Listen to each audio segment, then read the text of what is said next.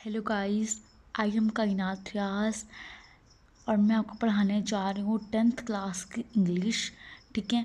आज हमारा जो टॉपिक है उसका नेम है जिरंड फ्रेज। ठीक है। आपने डिस्कस करना है कि जिरंड फ्रेज क्या होती है। ठीक है। इस टॉपिक से आपको दो वर्ड्स मिल रहे हैं। ओके। एक फर्स्ट के पास जिरंड है and second name is phrase. आपके माइंड में क्वेश्चन आता है कि जिरंड क्या होता है और हम लोग भी फ्रीज किसे कहते हैं। ठीक है। जिरंड के बारे में हमने आई थिंक पिछली क्लास में डिस्कस किया था, लेकिन बच्चों को कन्फ्यूजन होगी आई थिंक। तो मैं आपको जिरंड के बारे में एक छोटी सी एग्जांपल देख के या बता के कि ये किसे कहते हैं सो डिस्कस करूँगी, स्टार्ट करूँगी। ओके, कि हम लोग जिरंड किसे कहते हैं। तो मैं इसे के बारे में डिस्कस करती हूँ कि जिरंड होता क्या है। ठीक है।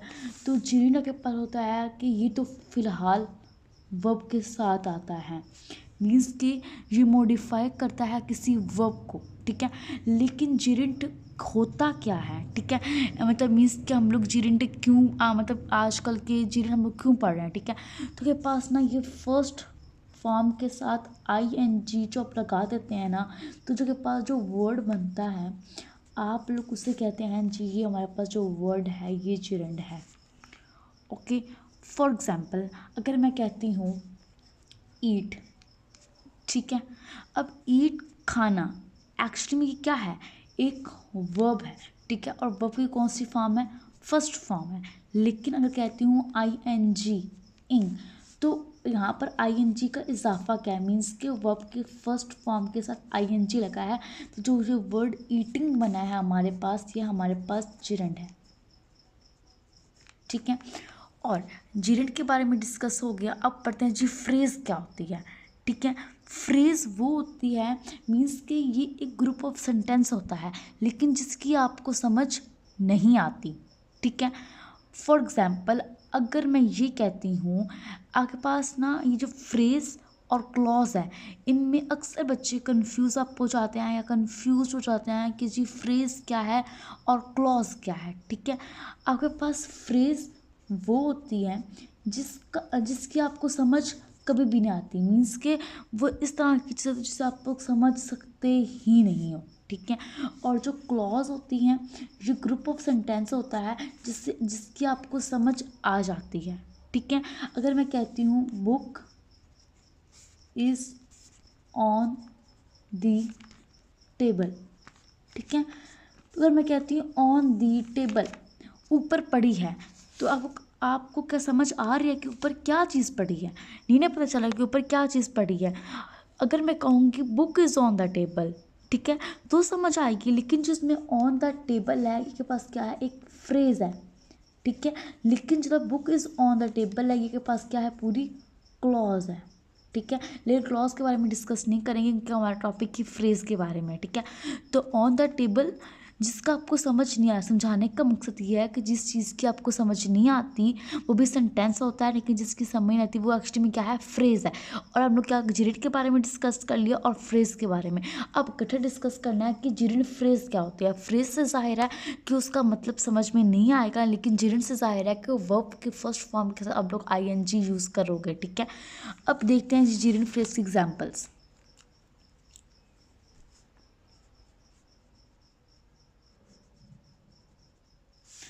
इस एग्जाम्पल्स देखते हैं। ठीक है। अगर मैं कहती हूँ फर्स्ट एग्जाम्पल के पास है जी आई लाइक ईटिंग राइस। ठीक है। आई लाइक ईटिंग राइस, मुझे चावल खाना पसंद है। ठीक है। अब यहाँ पे देखो कि ईटिंग राइस, चावल चावल खाना, अब समझ तो नहीं ना आ रही कि चावल खाना क्या, चावल खाना पसंद नहीं है मीन्स ये क्वेश्चन आप हो रहे हैं कि ईटिंग राइस का मतलब क्या है। लेकिन ये भी देखो कि ईट क्या है, फर्स्ट फॉर्म है, ING क्या लगा हुआ है, तो ये क्या हुआ जी, ये फ्रेज होगी। ठीक है। अब फ्रेज, अब ये सॉरी फ्रेज नहीं हुई, ये जिरंड हो गया। ठीक है। जिरंड हो गया। अब समझ तो आ गई कि जिरंड है, लेकिन देखो कि आपके पास ईटिंग राइस है, वो ग्रुप ऑफ टेंस है जिसकी कोई समझ नहीं आ रही। तो समझ किसकी नहीं आती, फ्रेज की नहीं आती, तो ये क्या आपके पास क्या है, जिरंड फ्रेज है। ठीक है। अब यहाँ पे देखो कि कभी कभी के पास जो होती है ना कि जिरंड फ्रेज, जिरेंट फ्रेज कभी कभी आपके पास सब्जेक्ट के तौर पर काम करती हैं और कभी कभी ऑब्जेक्ट के तौर पर काम करती है। ठीक है, मीन्स कि ये सब्जेक्ट के तौर पर भी काम करती है और ऑब्जेक्ट के तौर पर भी काम करे। जैसा कि मैंने कहा कि आई लाइक ईटिंग राइस, तो यहाँ पर ये एक ऑब्जेक्ट के तौर पर काम कर रही थी। ठीक है, देखिए यहाँ पे आई लाइक ईटिंग राइस। ठीक है, ये पे आपके पास क्या है, आपका ऑब्जेक्ट है। ठीक है, लाइक के पास आपका क्या है, वर्ब है, और ईटिंग राइस के पास क्या बचता है, आपका ऑब्जेक्ट। तो यहाँ पर ये है तो जिरेंट फ्रेज ही, लेकिन काम किस चीज़ का कर रही है, ऑब्जेक्ट के तौर पर काम कर रही है। ठीक है, अब डिस्कस तो होगा कि ये ऑब्जेक्ट के तौर पर तो काम करती है, ये तो आई थिंक किसी को कन्फ्यूज़न नहीं होगी। लेकिन अब सब्जेक्ट के तौर पर ये किस तरह से काम करती है, इस एग्जाम्पल को मैं लेके चलूँगी। ठीक है, अगर मैं कहती हूँ ईटिंग राइस, अब ईटिंग राइस ज़ाहिर है कि जिरेंट फ्रेज है। ठीक है, ईटिंग राइस से क्या ज़ाहिर है कि जिरेंट फ्रेज है, मे मेक यू फैट। ठीक है, अब फैट के पास क्या है, ठीक है, भरना, या फिर मेक में कहती हूँ कि मेक के पास वर्ब आ जाता है, ये के पास ऑब्जेक्ट के तौर पर काम कर रहा है। लेकिन यहाँ पे स्टार्ट में आ गया है तो के पास क्या काम कर रहा है, ऑब्जेक्ट के तौर पर, और काम क्या चीज़ कर रही है, जिरेंट फ्रेज। ठीक है, सब्जेक्ट के तौर पर काम कर रही है। अब यहाँ पर कि सब्जेक्ट के तौर पर काम करती है, स्टार्ट में आ गया है। ठीक है, चावल जो है वो, जो क्या चीज़ जो जिसके बारे में बयान है, जो चीज़ हम लोग करते हैं या कर रहा होता है, वो क्या है, चावल यहाँ पे है, मीन्स कि वो ऑब्जेक्ट है। तो जिरेंट फ्रेज यहाँ पे क्या ऑब्जेक्ट के तौर पर काम कर रही है, और यहाँ पे क्या आपके पास के